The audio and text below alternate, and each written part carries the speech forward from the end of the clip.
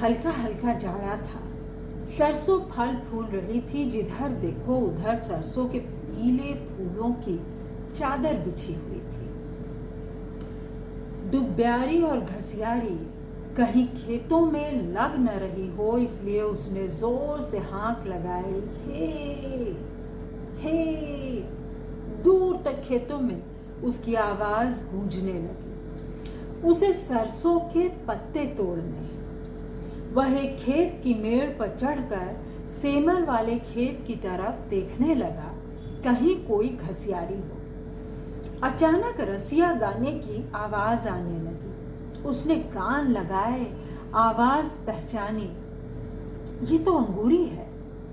उसे दूर खेत में सरसों हिलती हुई नजर आई। अंगूरी की खनकदार आवाज दूर दूर तक फैल रही थी।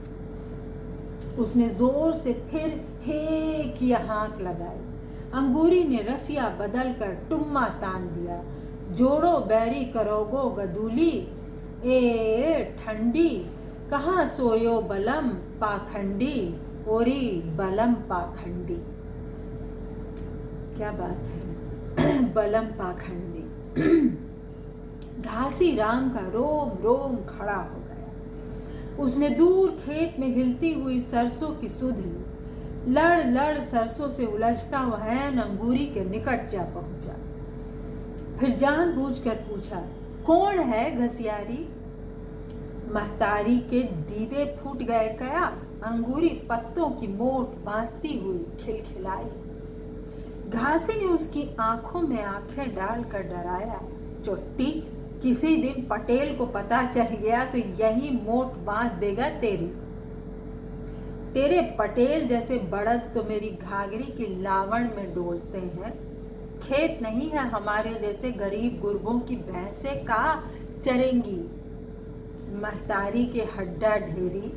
अंगूरी लहंगा का कछोटा मोट के ऊपर बैठ गई।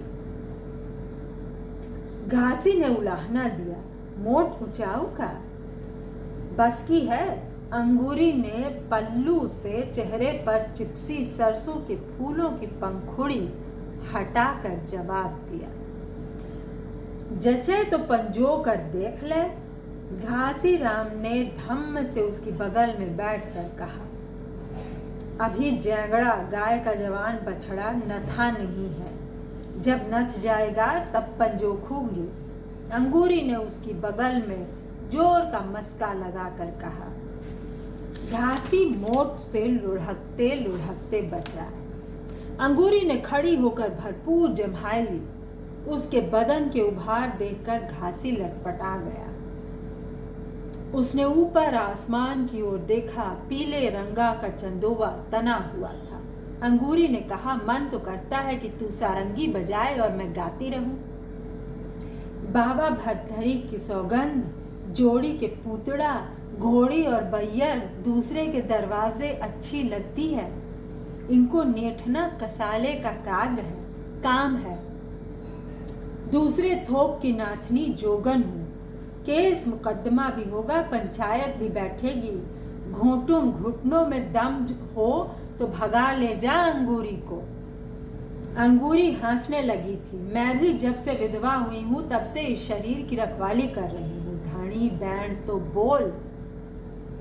घासी अवाक रह गया। असली रूप तो आज देखा है अंगूरी का। उसे याद आया कि पिछली बार जब वह गांव के कई लोगों के साथ भरथरी बाबा के मेले में गया था तब अंगूरी भी साथ थी।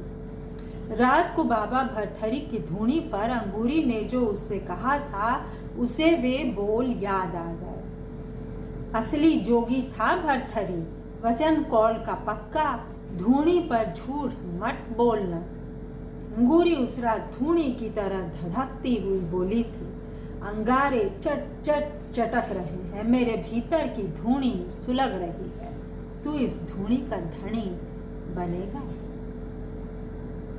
क्या रोमान है कहानी में। मतलब ये चरण सिंह पथिक जी की कहानी है, वो कवि नहीं है, लेकिन आप इसमें, मैं राजस्थानी नहीं जानती, लेकिन इसमें अभी अभी इस अनुच्छेद में जो मैंने आपके साथ साझा किया, भाषा के साथ संगीत का जो सौंदर्य उभरा है दोस्तों, उसके लिए हमें राजस्थानी जानने की ज़रूरत नहीं है, हम उसे ऐसे सीख सकते हैं, है ना।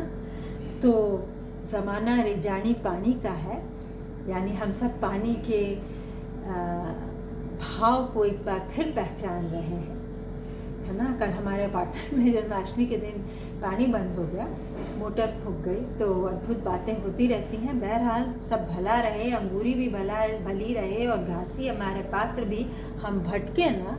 लेकिन हम बात कथाकार की कर रहे थे कि पथिक जी ने क्या सुंदर रोमान ही नहीं गढ़ा है, क्या भाषा का सौंदर्य है, जिसको कहते हैं खनकती हुई। वो जो एक सुंदर हरियाणवी, राजस्थानी, उस तरह की जो भाषा का, जो जिसको कई बार हम लठमार कह देते हैं, जाटों की भाषा, है ना, लेकिन कितनी सुंदरता से उभरी है।